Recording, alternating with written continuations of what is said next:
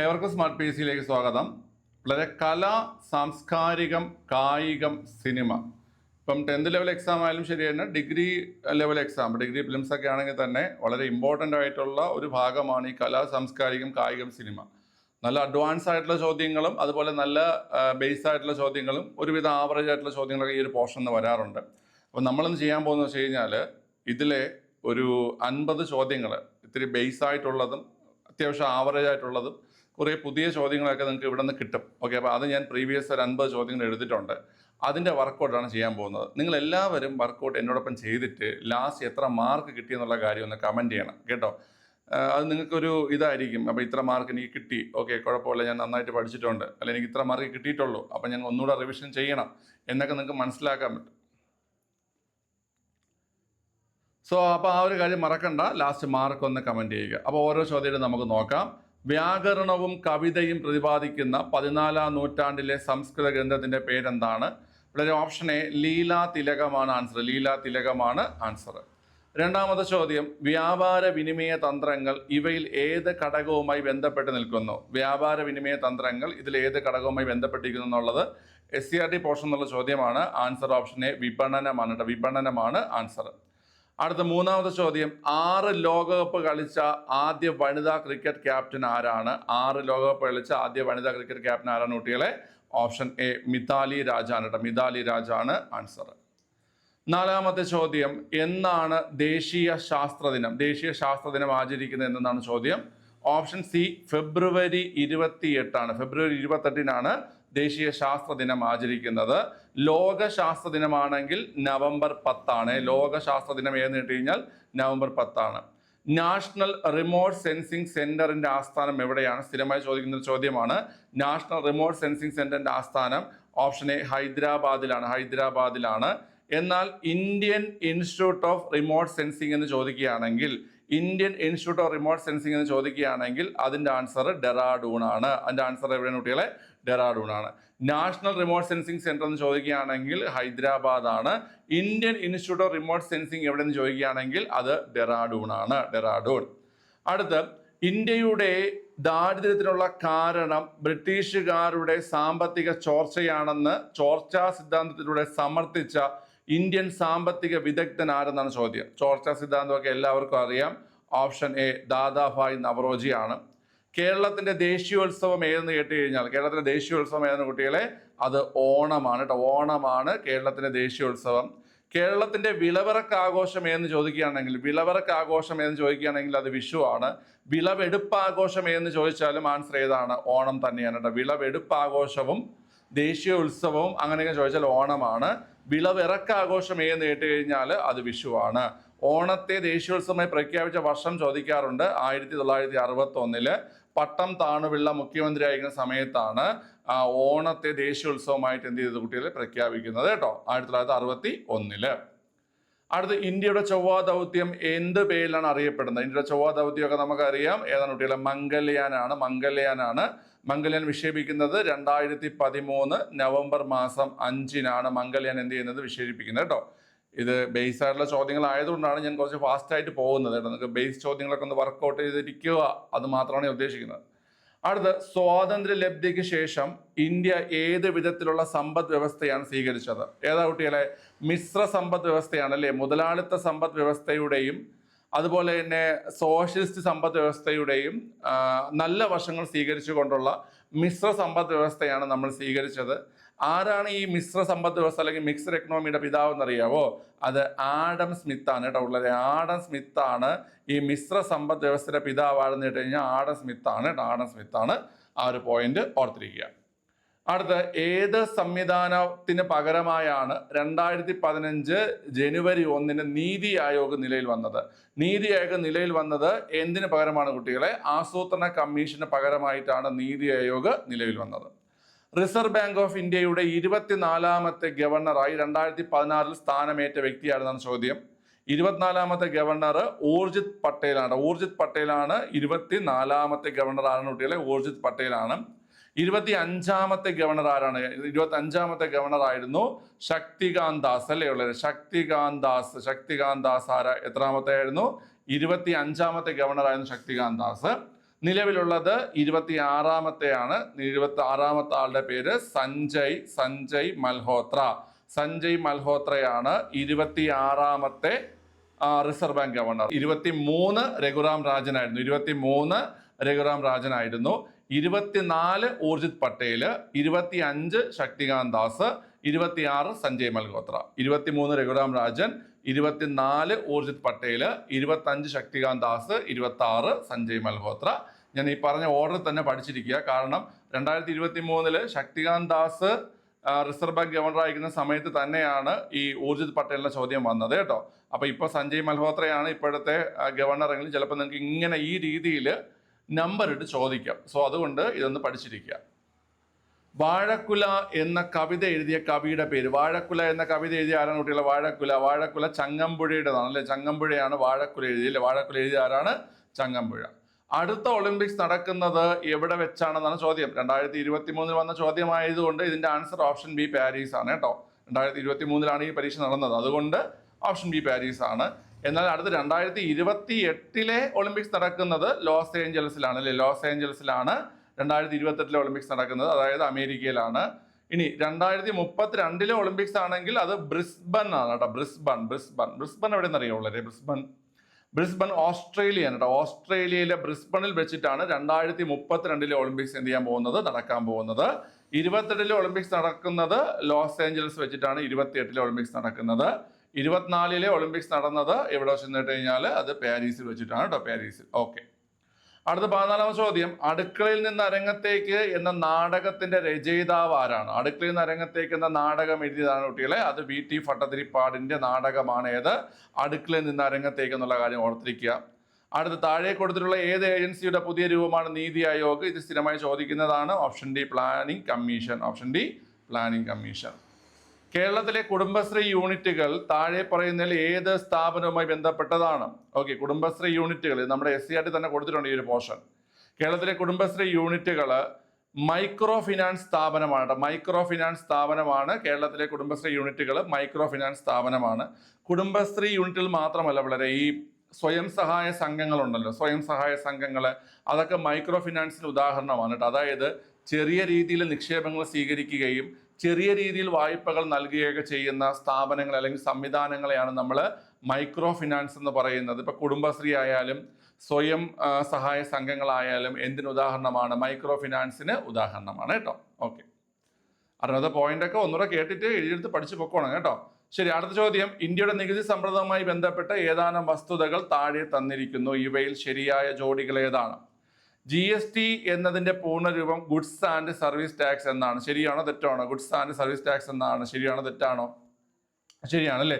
Goods and service tax എന്നാണ് GSTയുടെ പൂർണ്ണരൂപം. 103-ാം ഭരണഘടനാ ഭേദഗതിയിലൂടെയാണ് GST നടപ്പിലാക്കിയത്. GST നടപ്പിലാക്കിയ 103-ാമത്തെയാണോ പിള്ളേരെ? 101-ാം ഭരണഘടനാ ഭേദഗതി, 122-ാമത്തെ ഭേദഗതി ബിൽ. അതായത് എത്രാമത്തെ ബില്ല് എന്ന് കേട്ടാൽ 122-ാമത്തെ ബില്ലാണ്. എത്രാമത്തെ ഭേദഗതി എന്ന് കേട്ടാൽ 101-ാമത്തെ ഭേദഗതിയാണ്. അപ്പം ബി തെറ്റാണ് കേട്ടോ. ബി തെറ്റാണ്. ഓക്കെ, അടുത്ത് 2017 ജൂലൈ 1-നാണ് ഈ നിയമം നിലയിൽ വന്നത്. GST നിലയിൽ വന്നത് 2017 ജൂലൈ 1-നാണ് അല്ലേ? അപ്പൊ ആൻസർ ഏത് വരും? എയും സിയും ശരിയാണ്. ഓപ്ഷൻ സി ആണ്. എയും സിയും ശരിയാണ് എന്ന് വരും കേട്ടോ. ഗുഡ്സ് ആൻഡ് സർവീസസ് ടാക്സ് എന്നാണ് വരേണ്ടത്. പക്ഷെ ഇവിടെ സർവീസ് ടാക്സ് എന്ന് കൊടുത്തില്ല. ഗുഡ്സ് ആൻഡ് സർവീസസ് ടാക്സ് എന്നാണ് വരേണ്ടത് കേട്ടോ. അതൊന്ന് ഓർത്തോണേ. പക്ഷെ ഇവിടെ അങ്ങനെ ഒരു ആൻസർ എടുത്തു. ഇനി ഈ ഒരു ഇതിൽ വന്ന പ്രിന്റിംഗ് മിസ്റ്റേക്ക് ആണെന്ന് അറിയാൻ വയ്യ. 166/2023 ക്വസ്റ്റ്യൻ ഒന്ന് ചെക്ക് ചെയ്ത് പോകണം കേട്ടോ. ഗുഡ്സ് ആൻഡ് സർവീസസ് ടാക്സ് എന്നാണ് കേട്ടോ. ഇവിടെ ഗുഡ്സ് ആൻഡ് സർവീസ് ടാക്സ് എന്നല്ലേ കൊടുത്തിട്ടുള്ളത്. ഓക്കെ, സർവീസസ് എന്നാണ് വരുന്നത് കേട്ടോ. അത് ഓർത്തോണേ. അടുത്ത്, ഇന്ത്യയുടെ കായിക മേഖലയുമായി ബന്ധപ്പെട്ട് നൽകിയിരിക്കുന്ന വിവരങ്ങൾ ശരിയായ രീതിയിൽ ക്രമപ്പെടുത്തുക എന്നതാണ് ചോദ്യം. Okay, hockey PT Usha, Mumbai Indians Viswanathan Anand. പ്രഥമ വനിതാ പ്രീമിയർ ലീഗ് ക്രിക്കറ്റ് ചാമ്പ്യന്മാരെന്നാണ് അവിടെ വരേണ്ടത് കേട്ടോ. ലോക ചെസ് ചാമ്പ്യൻ പട്ടം നേടി, പിന്നെ ഏറ്റവും കൂടുതൽ ഒളിമ്പിക്സ് മെഡൽ നേടിയ ഇനം CUK എന്ന് വെച്ചാൽ സെൻട്രൽ യൂണിവേഴ്സിറ്റി ഓഫ് കേരള എന്നാണ് CUKയുടെ പൂർണ്ണരൂപം കേട്ടോ. CUKയുടെ പ്രഥമ ഓണററി ഡോക്ടറേറ്റ്. ഓക്കെ, നമുക്കപ്പം ചേരുമ്പടി ചേർക്കുകയാണെങ്കിൽ ഹോക്കിയാണ് ഏറ്റവും കൂടുതൽ ഒളിമ്പിക് മെഡൽ നേടിയ ഇനം. ഇവിടെ നമുക്ക് ഒളിമ്പിക്സിൽ ഇതുവരെ ഇന്ന് നമുക്ക് സ്വർണം ഞാൻ പറഞ്ഞുതരാം കേട്ടോ. സ്വർണം പറഞ്ഞുതരാം, സ്വർണം വെച്ച് ചോദിക്കും കേട്ടോ. ഏറ്റവും കൂടുതൽ ഒളിമ്പിക് സ്വർണം എന്ന് വെച്ചാലും ഏത് തന്നെയാണ്? ഹോക്കി തന്നെയാണ് കേട്ടോ. അത് നമുക്ക് ചോദിക്കുക. വളരെ നമുക്ക് ഒളിമ്പിക്സിൽ ഇതുവരെ നമുക്ക് 10 സ്വർണം ലഭിച്ചിട്ടുണ്ട്. 10 സ്വർണം. അതിൽ 8 എണ്ണവും ലഭിച്ചത് ഏതിൽ നിന്ന് തന്നെയാണ്? 8 എണ്ണവും ലഭിച്ചത് ഹോക്കിയിൽ നിന്ന് തന്നെയാണ്. ബാക്കി 2 എണ്ണം നിങ്ങൾക്ക് അറിയാം, അഭിനവ് ബിന്ദ്രയും അതുപോലെ തന്നെ നമ്മുടെ നീരജ് ചോപ്രയും. അങ്ങനെ 10 സ്വർണ്ണ മെഡലാണ് നമുക്ക് ലഭിച്ചിട്ടുള്ളത്. ഏറ്റവും കൂടുതൽ ഒളിമ്പിക് മെഡൽ നേടിയ ഇനമെന്ന് ചോദിച്ചാലും ഏറ്റവും കൂടുതൽ ഒളിമ്പിക് സ്വർണ്ണ മെഡൽ ലഭിച്ച ഇനമെന്ന് ചോദിച്ചാലും ഏത് തന്നെയാണ് കുട്ടികൾ? ഹോക്കി തന്നെയാണ്. 8 സ്വർണ്ണ മെഡൽ ഹോക്കിയിൽ നിന്ന് ലഭിച്ചിട്ടുണ്ട്. അടുത്ത് P T Usha. P T ഉഷയ്ക്ക് സെയിം ആയിട്ട് വരുന്നത് ഇതാണ്, 4-മത്തതാണ് CUK, അതായത് Central University of Kerala. Central University of Kerala എവിടെ നിന്ന് അറിയാമോ? കാസർഗോഡാണ് അല്ലേ? കാസർഗോഡാണ് സെൻട്രൽ യൂണിവേഴ്സിറ്റി ഓഫ് കേരള സ്ഥിതി ചെയ്യുന്നത്, കേരളത്തിലെ കേന്ദ്ര സർവകലാശാല. അപ്പൊ അവരുടെ പ്രഥമ ഓണററി ഡോക്ടറേറ്റ് ലഭിച്ചത് ആർക്കാണ്? പി ടി ഉഷയ്ക്കാണ് അല്ലേ? പി ടി ഉഷയ്ക്ക്. അതുപോലെ വിശ്വനാഥൻ ആനന്ദ് നമുക്കറിയാം. വിശ്വനാഥൻ ആനന്ദാണ് ലോക ചെസ് ചാമ്പ്യൻഷിപ്പ് പട്ടം നേടിയ ആദ്യ ഇന്ത്യക്കാരൻ. ആരാണ്? വിശ്വനാഥൻ ആനന്ദാണ്. മുംബൈ ഇന്ത്യൻസ് ആണ് പ്രഥമ വനിതാ പ്രീമിയർ ലീഗ് ക്രിക്കറ്റ് ചാമ്പ്യന്മാർ കേട്ടോ. നമ്മുടെ വനിതാ IPL തുടങ്ങിയില്ലേ? വനിതാ IPL തുടങ്ങിയായിരുന്നു. ആ വനിതാ IPL ചാമ്പ്യന്മാരായത് ആടുന്നിട്ട മുംബൈ ഇന്ത്യൻസ് ആണ്. ഇനി പുരുഷന്മാരുടെ IPL ആദ്യത്തെ ചാമ്പ്യന്മാർ ആടുന്നിട്ട രാജസ്ഥാൻ റോയൽസ് ആണ് കേട്ടോ. പുരുഷന്മാരുടെ IPL ആദ്യത്തെ ചാമ്പ്യന്മാർ ആരാണ്? രാജസ്ഥാൻ റോയൽസ് ആണ്. വനിതകളുടെ IPL അല്ലെങ്കിൽ പ്രീമിയർ ലീഗ് ക്രിക്കറ്റിൽ ആദ്യത്തെ ചാമ്പ്യന്മാർ ആരെന്ന് കേട്ട് കഴിഞ്ഞാൽ അത് മുംബൈ ഇന്ത്യൻസ് ആണ് കേട്ടോ. മുംബൈ ഇന്ത്യൻസ്. അപ്പോൾ ഇവിടെ എക്ക് 3 വരും, ബിക്ക് 4 വരും, സിക്ക് 1-ഉം ഡിക്ക് 2-ഉം വരും കേട്ടോ. അപ്പൊ ആൻസർ ഏത് വരും പിള്ളേരെ? ആൻസർ എ വരും കേട്ടോ. എ വരും. ആൻസർ എ വരും. ആൻസർ എ ആണ്. ആൻസർ എ ആണ് കേട്ടോ. ഓക്കെ. അടുത്ത ചോദ്യം, കരിമ്പന പട്ടകളിൽ കാറ്റുപിടിക്കുന്നത് പോലെ ഞാൻ ചിലപ്പോൾ ചിലതിൽ നഷ്ടപ്പെടുന്നു, അത് പകർത്താൻ ശ്രമിച്ചെന്ന് മാത്രം. ഏത് കൃതിയുടെ ആമുഖത്തിലാണ് ഇങ്ങനെ എഴുതിയിരിക്കുന്നത്? കരിമ്പന പട്ടകളിൽ കാറ്റുപിടിക്കുന്നത് പോലെ ഞാൻ ചിലപ്പോൾ ചിലതിൽ നഷ്ടപ്പെടുന്നു, അത് പകർത്താൻ ശ്രമിച്ചെന്ന് മാത്രം. ഏത് കൃതിയുടെ ആമുഖത്തിലാണ് ഇങ്ങനെ എഴുതിയിരിക്കുന്നതെന്ന് ചോദ്യം. അറിയോ പിള്ളേരെ? അത് ഖസാക്കിന്റെ ഇതിഹാസമാണല്ലേ? ഖസാക്കിന്റെ ഇതിഹാസം. ഒ വി വിജയന്റെ ഖസാക്കിന്റെ ഇതിഹാസം. ഖസാക്കിന്റെ ഇതിഹാസത്തിലെ ആമുഖത്തിലാണ് ഇങ്ങനെ എഴുതിയിരിക്കുന്നത്. കണ്ടോ, ഇതൊക്കെ വെറൈറ്റി ചോദ്യങ്ങളാണ് കേട്ടോ. ഇതൊക്കെ വന്നു കഴിഞ്ഞാൽ പിന്നെ കരിമ്പന എന്ന് വെച്ചൊക്കെ നമുക്ക് ആലോചിച്ചെടുക്കാൻ പറ്റും. പാലക്കാട് ആ ഒരു രീതിയിലൊക്കെ ആലോചിച്ചെടുക്കാൻ പറ്റും. ഓക്കെ, ക്ലിയർ ആണ്. ചേരുംപടി ചേർക്കുക. കലയും കലാകാരനും. അടൂർ ഗോപാലകൃഷ്ണൻ, JC ഡാനിയൽ, റസൂൽ പൂക്കുട്ടി, തോപ്പിൽ ഫാസി. ഓസ്കാർ നേടിയ ആദ്യ Malayali, Kerala people's arts club, Malayala സിനിമയുടെ പിതാവ്, ദേശീയ അവാർഡുകൾ നേടിയ മികച്ച സംവിധായകൻ. ഇത് എളുപ്പമാണ്. അടൂർ ഗോപാലകൃഷ്ണൻ ദേശീയ അവാർഡുകൾ നേടിയ മികച്ച സംവിധായകൻ, JC ഡാനിയൽ മലയാള സിനിമയുടെ പിതാവ്, റസൂൽ പൂക്കുട്ടി ഓസ്കാർ നേടിയ ആദ്യ Malayali, Thoppil Bhasi Kerala people's arts Club അല്ലേ? നിങ്ങൾ KPSC എന്ന് കേട്ടില്ലേ? KPSC ലളിത എന്ന് കേട്ടില്ലേ? അതിന്റെ പൂർണ്ണരൂപം ഇങ്ങനെയാണ്, കേരള പീപ്പിൾസ് ആർട്സ് ക്ലബ്ബ് എന്നാണ്. കായംകുളത്താണ് സ്ഥിതി ചെയ്യുന്നത് കേട്ടോ. ഓക്കെ പിള്ളേരെ, അപ്പോൾ ഇതിൽ വരുന്ന ആൻസർ ഏതാണ്? A4 വരും, A4 വരും, B3 വരും കേട്ടോ. A4-ഉം B3-ഉം വരും. A4-ഉം B3-ഉം വരും. C1 വരും, D2 വരും. അപ്പം ഓപ്ഷൻ ബി ആണ് ആൻസർ. ഓപ്ഷൻ ബി ആണ് ഇതിന്റെ ആൻസർ ആയിട്ട് വരുന്നത് കേട്ടോ. അടുത്ത, ഇന്ത്യയുടെ സാംസ്കാരിക ചരിത്രവുമായി ബന്ധപ്പെട്ട് താഴെ നൽകിയിരിക്കുന്ന പ്രസ്താവനകളിൽ ശരിയായവ കണ്ടെത്തുക എന്നതാണ് ചോദ്യം. ആരുടെ വിളിക്കുന്നത്? ഓക്കെ, ക്ലിയർ ആണല്ലോ. പിള്ളേരെ, കേരളത്തിന്റെ തനത് നൃത്തരൂപമാണ് ഭരതനാട്യം. അത് തെറ്റാണ്. കേരളത്തിന്റെ തനത് നൃത്തരൂപം ഭരതനാട്യം എന്നത് തെറ്റാണ്. കർണാടകയുടെ തനത് സംഗീത ശാഖയാണ് സോപാന സംഗീതം. ശരിയാണോ തെറ്റാണോ പിള്ളേരെ? അതും തെറ്റാണ്. കർണാടകയുടെ തനത് സംഗീത ശാഖയല്ല സോപാന സംഗീതം. സോപാന സംഗീതം എന്ന് വെച്ച് കഴിഞ്ഞാൽ കേരളത്തിലെ ക്ഷേത്രകലകളുമായി ബന്ധപ്പെട്ടിട്ടുള്ള സംഗീതമാണ് ഏത്? സോപാന സംഗീതം എന്ന് പറയുന്നത്. അത് ഓർത്തിരിക്കുക. അതുപോലെ കേരളത്തിന്റെ തനത് നൃത്തരൂപം ഏതൊക്കെയെന്ന് പറഞ്ഞു കഴിഞ്ഞാൽ കഥകളി അതുപോലെ തന്നെ മോഹിനിയാട്ടമാണ്. കഥകളി അതുപോലെ തന്നെ മോഹിനിയാട്ടം എന്നിവയാണ് കേരളത്തിന്റെ തനത് നൃത്തരൂപം എന്ന് പറയുന്നത്. ഭരതനാട്യം നമുക്ക് എല്ലാവർക്കും അറിയാം, തമിഴ്നാടിന്റെ തനത് നൃത്തരൂപമാണ്. ഇന്ത്യയുടെ ദേശീയ നൃത്തരൂപമാണ് ഭരതനാട്യം. ഓക്കെ, അടുത്ത, ഇന്ത്യയിൽ നിന്ന് ആദ്യമായി ലോക പൈതൃക പട്ടികയിൽ ഇടം നേടിയവ അജന്ത എല്ലോറ ഗുഹകൾ, താജ്മഹൽ എന്നിവയാണ്. അത് ശരിയാണ്. 1983 അജന്ത എല്ലോറ ഗുഹകളും താജ്മഹലും ഒക്കെ നമ്മുടെ ഈ യുനെസ്കോയുടെ ലോക പൈതൃക പട്ടികയിൽ ഇടം നേടിയത്. ചരിത്രത്തെ വർത്തമാനകാലവുമായി ബന്ധിപ്പിക്കുന്ന കണ്ണികകളാണ് സോറി, കണ്ണികളല്ല, കണ്ണികളാണ് സ്മാരകങ്ങൾ. ഓക്കെ, അതായത് അതും ശരിയാണ് കേട്ടോ. സിയും ശരിയാണ്, ഡിയും ശരിയാണ്. അപ്പോൾ ആൻസർ ഓപ്ഷൻ ഡി വരും. ഓപ്ഷൻ ഡി ആണ് ആൻസർ ആയിട്ട് വരുന്നത്. സിയും ഡിയും. ഓക്കെ, സിയും ഡിയും ആണ് വരുന്നത് കേട്ടോ. നോക്കിക്കോണേ, നല്ലൊരു ക്വസ്റ്റ്യൻ ആയിരുന്നു. നല്ലതെന്ന് വെച്ച് കഴിഞ്ഞാൽ ഈ സംഗീതമായിട്ടൊക്കെ വരുമ്പോൾ നമുക്ക് ഡൗട്ട് വരുന്ന ഒരു ക്വസ്റ്റ്യൻ ആണ്. ഓക്കെ, ക്ലിയർ ആണ്. അടുത്ത 22ാമത്തെ ചോദ്യം. രണ്ടാം പിണറായി വിജയൻ സർക്കാരിലെ സാംസ്കാരിക വകുപ്പ് മന്ത്രി ആരെന്നാണ്? ആരുടെ സാംസ്കാരിക വകുപ്പ് മന്ത്രി? സാംസ്കാരിക വകുപ്പ് മന്ത്രി സജി ചെറിയാനാണ് അല്ലേ? സജി ചെറിയാനാണ്. പി രാജീവ് നമുക്കറിയാം. പി രാജീവ് വ്യവസായവും നിയമവുമാണ്. പി രാജീവ് അല്ലേ? വ്യവസായവും നിയമവുമാണ്. മുഹമ്മദ് റിയാസ് PWD, അതായത് പൊതുമരാമത്തും ടൂറിസവുമാണ് മുഹമ്മദ് റിയാസ്. കെ രാധാകൃഷ്ണൻ മന്ത്രിയായിരുന്നു. അദ്ദേഹം ഇപ്പം ചേലക്കര നിന്നുള്ള MP ആണ് അല്ലേ? മെമ്പർ ഓഫ് പാർലമെന്റ് ആണ് അല്ലേ? ഓക്കെ. അടുത്ത കേരളത്തിലെ ഇപ്പോഴത്തെ മത്സ്യബന്ധന വകുപ്പ് മന്ത്രി ആരെന്നാണ്? മത്സ്യബന്ധന വകുപ്പ് മന്ത്രിയും ആര് തന്നെയാണ്? സജി ചെറിയാൻ തന്നെയാണ്. മത്സ്യബന്ധന വകുപ്പും ആര് തന്നെയാണ് കുട്ടികളെ? സജി ചെറിയാൻ തന്നെയാണ്. റോഷി അഗസ്റ്റിന്റെ വകുപ്പ് ഏതാ? റോഷി അഗസ്റ്റിന്റെ വകുപ്പ് ജലവിഭവമാണ് കേട്ടോ. ജലവിഭവമാണ് റോഷി അഗസ്റ്റിൻ. പി പ്രസാദിന്റെ വകുപ്പ് ഏതാണ്? പി പ്രസാദ് കൃഷിയാണ് അല്ലേ? പി പ്രസാദ് കൃഷിയാണ്. അടുത്ത അബ്ദുറഹിമാന്റെ വകുപ്പ് ഏതാണ്? അബ്ദുറഹിമാന്റെ വകുപ്പ് കായികമുണ്ട്. കായികം അബ്ദുറഹിമാനാണ്. അതുപോലെ ഹജ്ജ്, അതുപോലെ വഖഫ് ഇതൊക്കെ ബി അബ്ദുറഹിമാന്റെ വകുപ്പുകളാണ് കേട്ടോ. ഓക്കെ, ഈ മന്ത്രിമാരുടെ വകുപ്പ് മണ്ഡലമൊക്കെ ഞാനൊരു വീഡിയോ ആയിട്ട് എന്ത് ചെയ്യാം, ചെയ്തു തരാം. ഓക്കെ, ക്ലിയർ ആണല്ലോ. ഓക്കെ, നീരജ് ചോപ്ര ഏത് കായിക ഇനവുമായി ബന്ധപ്പെട്ടിരിക്കുന്നു? നീരജ് ചോപ്ര ഏത് കായിക ഇനവുമായി ബന്ധപ്പെട്ടിരിക്കുന്നു പിള്ളേരെ?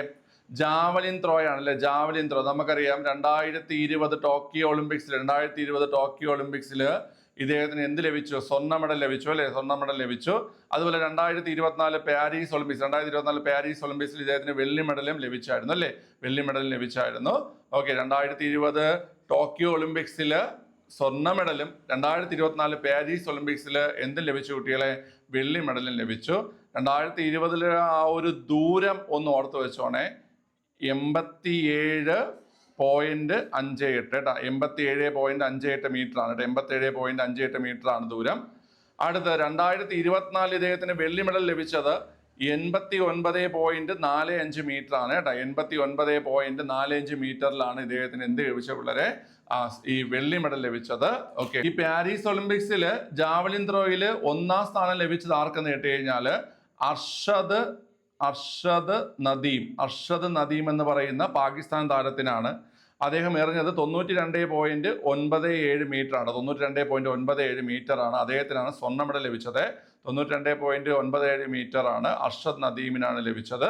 ഓക്കെ, നീരജ് ചോപ്ര 89.45 മീറ്റർ, അദ്ദേഹത്തിന് വെള്ളി മെഡൽ അല്ലെങ്കിൽ 2ാം സ്ഥാനമാണ് ലഭിച്ചത്. ഓക്കെ, കൃഷി വകുപ്പ് മന്ത്രി ഞാൻ മോളിൽ പറഞ്ഞില്ലേ ഉള്ളൂ. കൃഷി വകുപ്പ് മന്ത്രി ആരുടെ? പി പ്രസാദാണ് കൃഷി വകുപ്പ് മന്ത്രി.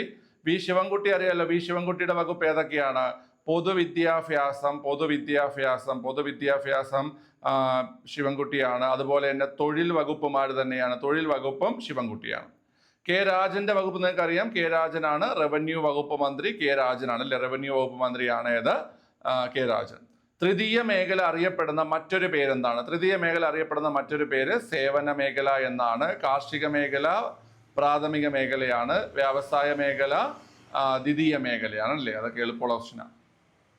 അടുത്ത, ഇന്ത്യയിലെ ബാങ്കിങ് ഇതര ധനകാര്യ സ്ഥാപനങ്ങളുമായി ബന്ധപ്പെട്ട ശരിയായ പ്രസ്താവനകൾ ഏവ എന്നാണ് ചോദ്യം കേട്ടോ. ബാങ്കിങ് ഇതര ധനകാര്യ സ്ഥാപനങ്ങളുമായി ബന്ധപ്പെട്ട ശരിയായ പ്രസ്താവനയാണ് ചോദിച്ചിരിക്കുന്നത്. ഓക്കെ, ക്ലിയർ ആണല്ലോ. ഒന്നാമത്തെ പ്രസ്താവന 1956 കമ്പനി നിയമപ്രകാരം രജിസ്റ്റർ ചെയ്തിട്ടുള്ള സ്ഥാപനം, അതായത് നോൺ ബാങ്കിങ് സ്ഥാപനങ്ങളെ കുറിച്ചാണ് പറയുന്നത്. 1956 കമ്പനി നിയമപ്രകാരം രജിസ്റ്റർ ചെയ്തിട്ടുള്ള സ്ഥാപനം എന്നത് ശരിയാണ്. ഇന്ത്യയിലെ ഏറ്റവും വലിയ ബാങ്കിങ് ഇതര ധനകാര്യ സ്ഥാപനമാണ് സിഡ്ബി. അത് തെറ്റാണ്. സിഡ്ബി എന്ന് പറയുന്ന ഒരു ബാങ്കാണ് കേട്ടോ. Small industries development bank of India എന്നതാണ് സിഡ്ബിയുടെ പൂർണ്ണരൂപം. ഞാൻ ഈ റിവിഷൻ ക്ലാസ്സുകളിലൊക്കെ അത് എടുത്തിട്ടുണ്ട് കേട്ടോ. നിങ്ങൾ 10th മെയിൻസ് എന്ന് പറയുന്ന ആ ഒരു ഫോൾഡർ തന്നെ, പ്ലേലിസ്റ്റ് തന്നെ നിങ്ങൾ നോക്കിയാൽ നിങ്ങൾക്ക് മനസ്സിലാവും. ഇതെല്ലാം ക്ലാസ് എടുത്തിട്ടുള്ളതാണ്. അടുത്ത ഇന്ത്യയിലെ ഏറ്റവും വലിയ ബാങ്കിംഗ് ഇതര ധനകാര്യ സ്ഥാപനം സിഡ്ബി എന്നാണ്. സിഡ്ബി എന്ന് പറയുന്ന ബാങ്കാണ്, small industries development bank of India. ഏറ്റവും വലിയ ബാങ്കിംഗ് ഇതര ധനകാര്യ സ്ഥാപനം ഏതെന്നിട്ട് അത് LIC ആണ്. LIC ആണ്. അടുത്ത LIC, ഇൻഷുറൻസ് കമ്പനികൾ, ഫിനാൻസ് കോർപ്പറേഷൻ എന്നിവ ഈ പട്ടികയിൽ പെടുന്നു. അതും ശരിയാണ്. ഒന്നാമത്തെയും മൂന്നാമത്തെയും സ്റ്റേറ്റ്മെന്റ് ശരിയാണ്. ഓപ്ഷൻ സി ആണ് ആൻസർ ആയിട്ട് വരുന്നത്. അടുത്ത് കർണാടക സംഗീതത്തിൽ രാത്രിയിൽ ആലപിക്കുന്ന രാഗം ഏതെന്നാണ് ചോദ്യം. ഓപ്ഷൻ എ നീലാംബരിയാണ് കേട്ടോ. നീലാംബരിയാണ് ആൻസർ. ഇന്ത്യ എൻ്റെ പ്രണയ വിസ്മയം എന്ന പുസ്തകം രചിച്ചത് ആരാണ്? ഇന്ത്യ എൻ്റെ പ്രണയ വിസ്മയം എന്ന പുസ്തകം രചിച്ചത് ഓപ്ഷൻ സി മജീഷ്യൻ ഗോപിനാഥ് മുതുകാടാണ്. ഇന്ത്യ എൻ്റെ പ്രണയ വിസ്മയം എന്ന പുസ്തകം രചിച്ചത് ആരാണ് പിള്ളേരെ? മജീഷ്യൻ ഗോപിനാഥ് മുതുകാടാണ്. ഓക്കെ. അടുത്ത് കേരളത്തിലെ ഇപ്പോഴത്തെ ആരോഗ്യ വകുപ്പ് മന്ത്രി ആരാണ്? ആരോഗ്യവകുപ്പ് മന്ത്രി ആരാണ് കുട്ടികൾ? ആരോഗ്യവകുപ്പ് മന്ത്രി ആരാണ്? വീണ ജോർജ് ആണ്. ആരോഗ്യവകുപ്പ് മന്ത്രി. ആർ ബിന്ദുവിന്റെ വകുപ്പുകൾ ഏതൊക്കെയെന്ന് കേട്ട് കഴിഞ്ഞാല് സാമൂഹ്യ നീതി ഉണ്ട് അല്ലെ, സാമൂഹ്യ നീതി ഉണ്ട്, ഉന്നത വിദ്യാഭ്യാസമുണ്ട്. ഉന്നത വിദ്യാഭ്യാസ വകുപ്പ് മന്ത്രി ഇദ്ദേഹമാണ്, ആർ ബിന്ദുവാണ്. അതുപോലെ തന്നെ സാങ്കേതിക വിദ്യാഭ്യാസം, ടെക്നിക്കൽ എഡ്യൂക്കേഷനും ആര് തന്നെയാണ്? ആർ ബിന്ദു തന്നെയാണ് കേട്ടോ. വീണ ജോർജ് ആരോഗ്യം, കുടുംബക്ഷേമം, വനിതാ ശിശുക്ഷേമം ഇതൊക്കെയാണ് ആർക്ക് വരുന്നത്? ആ വീണ ജോർജിന് വരുന്നത്. അടുത്ത് നിലവിലെ കേരള നിയമസഭാ സ്പീക്കർ AN ഷംസീർ ആണ് അല്ലെ. AN ഷംസീർ ആണ് നിലവിലെ നിയമസഭാ സ്പീക്കർ. ഡെപ്യൂട്ടി സ്പീക്കർ ആണെന്ന് അറിയാവോ? ഡെപ്യൂട്ടി സ്പീക്കർ ചിറ്റയം ഗോപകുമാർ ആണ് ഡെപ്യൂട്ടി സ്പീക്കർ. ഓക്കെ. അടുത്ത് കൃഷിയും അനുബന്ധ പ്രവർത്തനങ്ങളും ഉൾപ്പെടുന്ന സാമ്പത്തിക പ്രവർത്തന മേഖല ഏതാണ്? കൃഷിയും അനുബന്ധ പ്രവർത്തനങ്ങളൊക്കെ വരുന്നത് എവിടെയാണുള്ളത്? പ്രാഥമിക മേഖലയിലാണ് അല്ലേ. കൃഷി വരുന്നുണ്ട്, അനുബന്ധ പ്രവർത്തനങ്ങൾ വരുന്നുണ്ട്, പിന്നെ ഈ മത്സ്യബന്ധനം, വനപരിപാലനം, ഖനനം ഇതെല്ലാം വരുന്നത് ഏതിലാണ്? പ്രാഥമിക മേഖലയിലാണ് അല്ലെ. പ്രാഥമിക മേഖലയിലാണ് കൃഷി, അനുബന്ധ പ്രവർത്തനങ്ങൾ, മത്സ്യബന്ധനം, ഖനനം, വനപരിപാലനം ഇതെല്ലാം വരുന്നത് പ്രാഥമിക മേഖലയിലാണ്. ഇന്ത്യയിലെ ആദ്യത്തെ റോക്കറ്റ് വിക്ഷേപണ കേന്ദ്രം എവിടെയാണ്? ശ്രീഹരിക്കോട്ട റോക്കറ്റ് അല്ല, ഉപഗ്രഹ വിക്ഷേപണ കേന്ദ്രമാണ്. റോക്കറ്റ് വിക്ഷേപണ കേന്ദ്രം തുമ്പയാണ് അല്ലെ. തുമ്പ, തിരുവനന്തപുരം. ശ്രീഹരിക്കോട്ട ഞാൻ പറഞ്ഞു ഉപഗ്രഹ വിക്ഷേപണ കേന്ദ്രമാണ് എവിടെയുള്ളത്? ശ്രീഹരിക്കോട്ടയിലുള്ളത്. മിസൈൽ വിക്ഷേപണ കേന്ദ്രം എവിടെയെന്ന് കേട്ട് കഴിഞ്ഞാൽ മിസൈൽ വിക്ഷേപണ കേന്ദ്രം ഒഡീഷയിലെ ചാന്ദിപൂരിലാണ് അല്ലെ. ഒഡീഷയിലെ ചാന്ദിപൂരിലാണ് മിസൈൽ വിക്ഷേപണ കേന്ദ്രം സ്ഥിതി ചെയ്യുന്നത്. ഒഡീഷയിലെ ചാന്ദിപൂരിലാണ്. തുമ്പയിലെ റോക്കറ്റ് വിക്ഷേപണ കേന്ദ്രം, ശ്രീഹരിക്കോട്ടയിലെ ഉപഗ്രഹ വിക്ഷേപണ കേന്ദ്രം. മറക്കണ്ട. ഈ ചാന്ദിപൂരിലെ ആ ഒരു സ്ഥലത്തിന്റെ പേര് APJ അബ്ദുൽ കലാം ദ്വീപ് എന്നാണ് കേട്ടോ. പണ്ടത്തെ പേര് ബീലർ ദ്വീപ് എന്നായിരുന്നു. ആ വീലർ ദ്വീപ് എന്ന പേര് മാറ്റിയിട്ട് ഇപ്പൊ എന്താണ്? APJ അബ്ദുൽ കലാം ദ്വീപ് എന്നാണ് അതിന് പേര് കൊടുത്തിരിക്കുന്നത് കേട്ടോ. ഓക്കെ. അടുത്ത ചോദ്യം, പിങ് പോങ് എന്നറിയപ്പെടുന്ന കായിക ഇനം ഏതാണ്? ടേബിൾ ടെന്നീസ് ആണ് പിങ് പോങ് എന്നറിയപ്പെടുന്ന കായിക ഇനം. നമുക്ക് ഒരുപാട് തവണ ചോദിച്ചിട്ടുള്ള ഒരു ചോദ്യമാണ്. പിങ് പോങ് എന്നറിയപ്പെടുന്ന കായിക ഇനം ടേബിൾ ടെന്നീസ് ആണ്. ടേബിൾ ടെന്നീസ് നമ്മുടെ ചൈനയുടെ ദേശീയ കായിക വിനോദമാണ് ഏത്? ടേബിൾ ടെന്നീസ് അല്ല. ചൈനയുടെ ദേശീയ കായിക വിനോദമാണ് ഏത്? Table tennis. അടുത്ത് ഹോക്കി കളിയിലെ മാന്ത്രികൻ എന്നറിയപ്പെടുന്ന കായിക താരം ആരാണ്? ഹോക്കി കളിയിലെ മാന്ത്രികൻ എന്നറിയപ്പെടുന്നത് ധ്യാൻചന്ദ് ആണ്. ഇദ്ദേഹത്തിന്റെ ജന്മദിനമാണ് ഓഗസ്റ്റ് 29. നമ്മൾ ദേശീയ കായിക ദിനമായിട്ടാണ് ആചരിക്കുന്നത്. ദേശീയ കായിക ദിനമായിട്ടാണ് ധ്യാൻചന്ദിന്റെ ജന്മദിനം ആഘോഷിക്കുന്നത് കേട്ടോ. ഓഗസ്റ്റ് 29 ഇദ്ദേഹത്തിന്റെ ആത്മകഥ അറിയൂ? ഇദ്ദേഹത്തിന്റെ ആത്മകഥ ദ ഗോൾ എന്നതാണ് ഇദ്ദേഹത്തിന്റെ ആത്മകഥ. സംസ്ഥാനത്തെ കായിക ദിനം ഒക്ടോബർ 13 കേട്ടോ. നമ്മുടെ കേരള സംസ്ഥാനത്തിലെ കായിക ദിനം ഒക്ടോബർ 13. അത് നമ്മുടെ GV രാജ ഉണ്ടല്ലോ, കേണൽ ഗോദവർമ്മ രാജയുടെ ജന്മദിനമാണ് ഏത്? ഒക്ടോബർ 13. കായിക കേരളത്തിന്റെ പിതാവ് എന്ന് ചോദിച്ചാലോ, കേരള ടൂറിസത്തിന്റെ പിതാവ് എന്ന് ചോദിച്ചാലോ ആൻസർ കേണൽ ഗോദവർമ്മ രാജയാണ്. GV രാജ സ്കൂൾ എവിടെയെന്നറിയാവോ? GV രാജ സ്കൂൾ സ്ഥിതി ചെയ്യുന്നത് തിരുവനന്തപുരത്തെ അരുവിക്കരയിലാണ്. അരുവിക്കരയിലെ മൈലം എന്ന സ്ഥലത്താണ് കേട്ടോ. തിരുവനന്തപുരം ജില്ലയിലെ അരുവിക്കരയിലെ മൈലം എന്ന സ്ഥലത്ത് നിന്ന് ക്ലാസ് കാണുന്ന ആരെങ്കിലും ഉണ്ടെങ്കിൽ കമന്റ് ചെയ്യുക. ഓക്കെ. അടുത്ത ഇന്ത്യയുടെ ബഹിരാകാശ ഏജൻസിയുടെ പേരെന്താണ്? ISRO, Indian space research organisation. 1969 August 15 രൂപം കൊണ്ടു. ആസ്ഥാനം അന്തരീക്ഷ ഭവൻ അല്ലെ. അന്തരീക്ഷ ഭവൻ എവിടെയാണ് കുട്ടികളെ? ബാംഗ്ലൂർ. അന്തരീക്ഷ ഭവൻ ബാംഗ്ലൂരിലാണ് ആസ്ഥാനം. ഓക്കെ. നിലവിലെ ചെയർമാൻ 11ാമത്തെ ചെയർമാൻ ബി നാരായണനാണ് നിലവിലെ ചെയർമാൻ അല്ലേ. ഓക്കെ, അടുത്ത മൺപാത്ര നിർമ്മാണം ഏത് സാമ്പത്തിക മേഖലയിൽ ഉൾപ്പെടുന്നു? നിർമ്മാണ മേഖല എന്നറിയപ്പെടുന്ന ദ്വിതീയ മേഖലയാണ് അല്ലേ. അപ്പൊ ദ്വിതീയ മേഖലയിലാണ് മൺപാത്ര നിർമ്മാണം ഉൾപ്പെടുന്നത്. അടുത്ത ശരിയല്ലാത്തത് ഏത് എന്നതാണ് ചോദ്യം. 1935 RBI ശരിയാണ്. 1982 നബാർഡ് അതും ശരിയാണ്. അതായത് RBI ഫോം ചെയ്തത് 35-ലാണ്, എല്ലാവർക്കും അറിയാം 35-ലാണ്. NABARD National Bank for Agriculture and Rural Development 1982 തന്നെയാണ് ഫോം ചെയ്തത്. ഓക്കെ, 82 ജൂലൈ 12 അല്ലെ, 82 ജൂലൈ 12-നാണ് ഫോം ചെയ്തത്. RRB 85 തെറ്റാണ്. RRB എന്ന് വെച്ച് കഴിഞ്ഞാൽ റീജിയണൽ റൂറൽ ബാങ്ക് എന്നാണ് പേര് കേട്ടോ. റീജിയണൽ റൂറൽ ബാങ്ക് എന്നാണ് RRBയുടെ പൂർണ്ണരൂപം. 1975-ലാണ് RRB ഫോം ചെയ്യുന്നത്. അപ്പോൾ അത് തെറ്റല്ലേ? അപ്പോൾ അത് തെറ്റാണ്. അടുത്ത SBI ഫോം ചെയ്ത് നമുക്കറിയാം 1955, അത് നമുക്കറിയാം കറക്റ്റ് തന്നെയാണ്. 55 ജൂലൈ 1-നാണ് SBI ഫോം ചെയ്തത് അല്ലേ. 55 ജൂലൈ 1-നാണ് SBI ഫോം ചെയ്തത്. RBI 35 ഏപ്രിൽ 1-നാണ് RBI ഫോം ചെയ്തത്. RRB റീജിയണൽ റൂറൽ ബാങ്ക് ഓർത്തിരിക്കുക 1975. സർക്കാർ നിയന്ത്രണങ്ങളെ സമ്പൂർണമായി നിരാകരിക്കുന്ന പുത്തൻ സാമ്പത്തിക നയങ്ങളെ പറയുന്ന പേരെന്താണ്? സർക്കാർ നിയന്ത്രണങ്ങളെ പൂർണ്ണമായും നിരാകരിക്കുന്ന അല്ലെങ്കിൽ സമ്പൂർണ്ണമായി നിരാകരിക്കുന്ന പുത്തൻ സാമ്പത്തിക നയങ്ങളെ പറയുന്നത് നവ ഉദാരവൽക്കരണം എന്നാണ് കേട്ടോ. നവ ഉദാരവൽക്കരണം എന്നാണ് അതറിയപ്പെടുന്നത്. അതായത് സർക്കാർ നിയന്ത്രണങ്ങളെ പരിമിതപ്പെടുത്തുന്നതിനെയാണ് ഉദാരവൽക്കരണം എന്ന് പറയുന്നത്. സർക്കാർ നിയന്ത്രണങ്ങളെ അല്ലെങ്കിൽ സർക്കാർ ഇടപെടലുകളെ കുറയ്ക്കുന്നതിനെയാണ് ഉദാരവൽക്കരണം എന്ന് പറയുന്നത്. സർക്കാർ നിയന്ത്രണങ്ങൾ സമ്പൂർണ്ണമായി നിരാകരിക്കുന്നതിന് എന്തെന്നാ പറയുന്ന കുട്ടികളെ നവ ഉദാരവൽക്കരണം എന്നാണ് പറയുന്നത്. കേട്ടോ. നീതി ആയോഗിന്റെ ഇപ്പോഴത്തെ വൈസ് ചെയർമാൻ ആരെന്നാണ് ചോദ്യം. ഓക്കെ, ആരാണ് കുട്ടികളെ? സുമൻ ബെറിയാണ് വൈസ് ചെയർമാൻ അല്ലേ, സുമൻ ബെറി. കേരള ബാലസാഹിത്യ ഇൻസ്റ്റിറ്റ്യൂട്ട് പ്രസിദ്ധീകരിക്കുന്ന ബാലസാഹിത്യ മാസികയുടെ പേര് തളിര് എന്നാണ് കേട്ടോ. തളിര്. ഓക്കെ, ഈ പ്രസിദ്ധീകരണങ്ങൾ നമ്മുടെ പ്രധാനപ്പെട്ട സ്ഥാപനങ്ങളുടെ പ്രസിദ്ധീകരണങ്ങളൊന്ന് പഠിച്ചിരിക്കുക, ചോദിക്കും. കേരള ബാലസാഹിത്യ ഇൻസ്റ്റിറ്റ്യൂട്ട് പ്രസിദ്ധീകരിക്കുന്ന ബാലസാഹിത്യ മാസികയുടെ പേര് തളിര് എന്നാണ് കേട്ടോ. തളിര് എന്നാണ്. അടുത്ത ഇന്ത്യൻ ക്രിക്കറ്റ് ടീമിലെ ചൈനാമാനായി കളിക്കുന്ന കളിക്കാരൻ ആരെന്നാണ്? ഈ ഒരു ക്വസ്റ്റ്യൻ ഒക്കെ വന്നപ്പോൾ പിള്ളേരിരുന്ന് അങ്ങ് ചത്തുപോയിട്ടുണ്ട്. കാരണം ഇതൊക്കെ ക്രിക്കറ്റൊക്കെ നന്നായിട്ട് അറിയാവുന്ന ആൾക്കാർക്ക് അത് അറിയാവൂ കേട്ടോ. അവിടെ ആൻസർ വരുന്നത് കുൽദീപ് യാദവാണ്. ചൈനാമാനായിട്ട് കളിക്കുന്ന താരമാണെന്ന് ഇട്ട് കഴിഞ്ഞാൽ കുൽദീപ് യാദവാണ് കേട്ടോ. അടുത്ത് മത്സരാടിസ്ഥാനത്തിൽ നെഹ്റു ട്രോഫി വള്ളംകളി ആദ്യമായി സംഘടിപ്പിച്ച വർഷം. മത്സരാടിസ്ഥാനത്തിൽ നെഹ്റു ട്രോഫി വള്ളംകളി ആദ്യമായി സംഘടിപ്പിച്ചത് ഓപ്ഷൻ എ 1952-ലാണ്. 52-ലാണ് നെഹ്റു ട്രോഫി നടക്കുന്നത്. പുന്നമടക്കായലിലാണ് അല്ലേ, പുന്നമടക്കായലിലാണ്. ഓക്കെ, ഞാൻ പറയട്ടെ, വേമ്പനാട് കായലിലാണ് നടക്കുന്നതെന്ന് പറഞ്ഞാൽ അത് പൂർണ്ണമായും തെറ്റാണോ? അല്ല. കാരണം ഈ പുന്നമടക്കായൽ എന്ന് പറഞ്ഞു കഴിഞ്ഞാൽ വേമ്പനാട് കായൽ നമ്മുടെ ആലപ്പുഴ കുട്ടനാട് പ്രദേശങ്ങളൊക്കെ അറിയപ്പെടുന്ന പേരാണ് എന്ത് കുട്ടികളെ? പുന്നമടക്കായൽ. എന്താണ്? പുന്നമടക്കായൽ കേട്ടോ. ഓക്കെ, അടുത്ത് ഇന്ത്യയുടെ 2ാമത്തെ ചാന്ദ്ര പര്യവേഷണ ദൗത്യമായിട്ടുള്ള ചന്ദ്രയാൻ 2 വിക്ഷേപിച്ചത് എപ്പോഴാണ്? 2019 ജൂലൈ 22-നാണ് ചന്ദ്രയാൻ 2 വിക്ഷേപിച്ചത്. 2019 ജൂലൈ 22-നാണ്. ചന്ദ്രയാൻ 1 വിക്ഷേപിച്ചത് 2008 ഒക്ടോബർ 22-നാണ് ചന്ദ്രയാൻ 1 വിക്ഷേപിച്ചത്.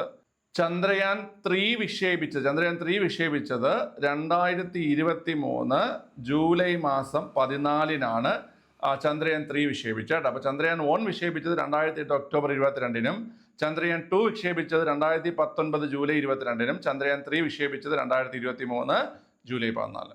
കേരളത്തിലെ 2ാമത്തെ മുഖ്യമന്ത്രി ആരാണ് കുട്ടികളെ? പട്ടം താണുപിള്ളയാണ് കേരളത്തിലെ 2ാമത്തെ മുഖ്യമന്ത്രി. Easy question. കൊഴിഞ്ഞ ഇലകൾ ആരുടെ ആത്മകഥയാണ്? ജോസഫ് മുണ്ടശ്ശേരിയുടെ ആത്മകഥയാണ്. കൊഴിഞ്ഞ ഇലകൾ ജോസഫ് മുണ്ടശ്ശേരിയുടെ ആത്മകഥയാണ്. കേരള പാണിനി എന്നറിയപ്പെടുന്നത് AR രാജരാജവർമ്മയാണ്. ഈ ഒരു പോർഷനിൽ ഞാനൊരു വീഡിയോ ചെയ്യും കേട്ടോ. അതായത് ഈ കേരളത്തിലെ സാഹിത്യകാരന്മാർ അപരനാമങ്ങൾ, അത് പെട്ടെന്ന് പഠിക്കാൻ പറ്റുന്ന കുറേ കണക്ഷൻസ് ഉണ്ട്. ഞാനൊരു വീഡിയോ ചെയ്യും കേട്ടോ. ഒരു 10-30 ആൾക്കാരുടെ പേര് നമുക്ക് പഠിക്കാൻ പറ്റുന്ന രീതിയിൽ. അതൊന്ന് കണ്ടോണേ, യൂസ്ഫുൾ ആവും. 1.25 കോടി മലയാളികൾ നമുക്ക് സ്ഥിരം ചോദിക്കുന്നതാണ്. ആരുടെ?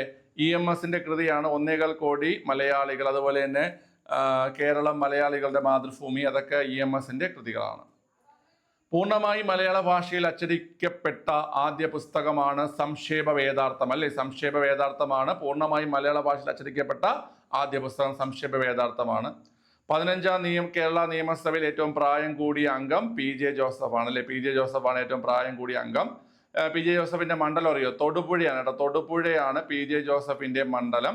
പ്രായം കുറഞ്ഞ അംഗം ആരെന്ന് കേട്ട് കഴിഞ്ഞാൽ സച്ചിൻ ദേവ് ആണ്. സച്ചിൻ ദേവ് ആണ് പ്രായം കുറഞ്ഞ അംഗം. ഓക്കെ, ബാലുശ്ശേരിയാണ് സച്ചിൻ ദേവിന്റെ മണ്ഡലം.